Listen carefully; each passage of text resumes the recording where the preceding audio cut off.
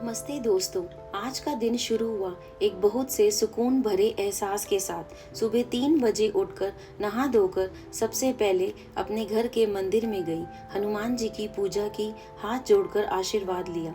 मुझे हमेशा ऐसा लगता है कि कोई भी सफ़र हो उसकी शुरुआत भगवान जी के दर्शन से हो तो सफ़र खुद ही अच्छा हो जाता है। आज शुभ मंगलवार का दिन था।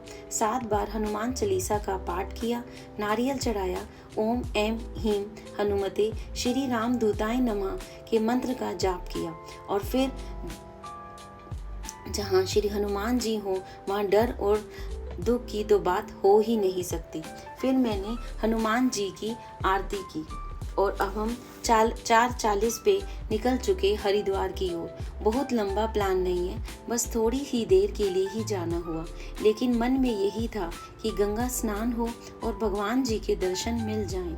हरिद्वार हमारे सहारनपुर से 1.5 घंटा ही दूर है और अगर ट्रैफिक ना हो तो, और गंगा मैया का आशीर्वाद तो हमारे साथ ही है। ये सफ़र तो बस एक दूरी का ही है।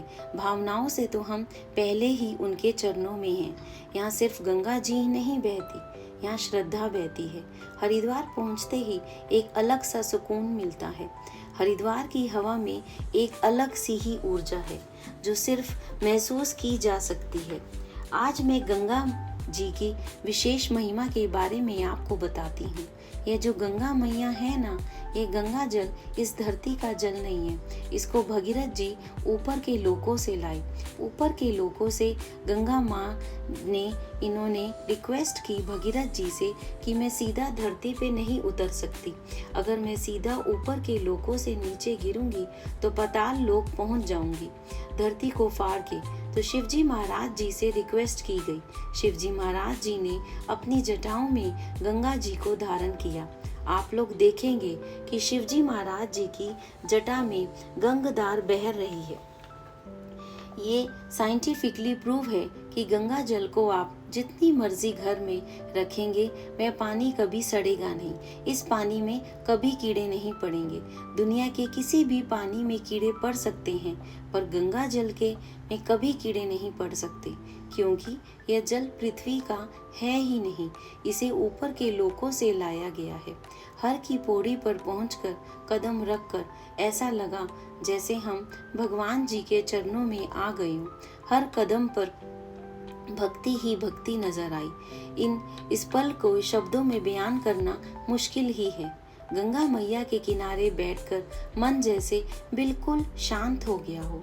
हल्की हल्की धूप, ठंडी ठंडी हवा और लहरों की मीठी मीठी आवाज। ऐसा लगा जैसे खुद गंगा मैया कह रही हो कि बेटी थक गई होगी, आजा सुकून से बैठ जा। यहाँ ये सुबह नहीं थी, ये एक आशीर्वाद था। गंगा किनारे पहुंचकर मन बहुत ही शांत हो गया। यहाँ गंगा किनारे श्रद्धालुओं के चेहरों में एक अलग ही बात थी, एक विश्वास था।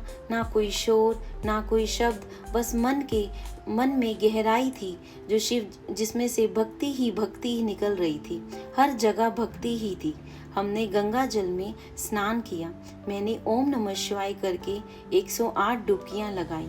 जल बहुत ही ठंडा था।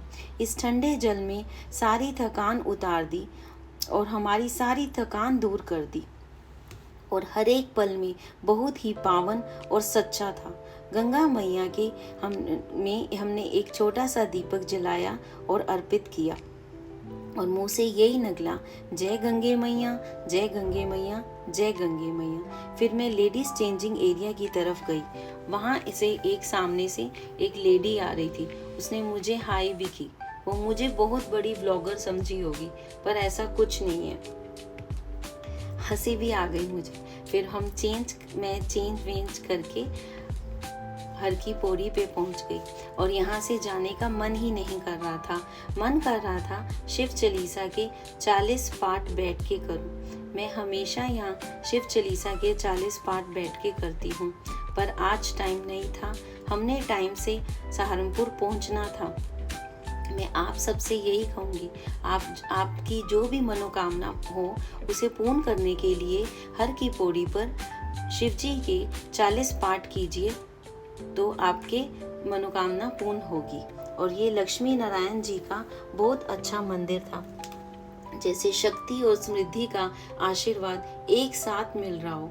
भगवान विष्णु और माता लक्ष्मी के चरणों में बैठकर मन को बहुत ही सुकून मिला। हर की पौड़ी पे एक छोटा सा जगन्नाथ जी का भी मंदिर है, जिसकी भक्ति की गहराई तो अपार ही थी। फिर अब मैं आप लोगों से यही कहूँगी कि अगर आपको ये वीडियो पसंद आया हो तो लाइक करें, और भक्ति से संबंधित और वीडियोस देखने हों तो मेरे चैनल को सब्सक्राइब करें। जय गंगे मैया, जय गंगे मैया, जय गंगे मैया।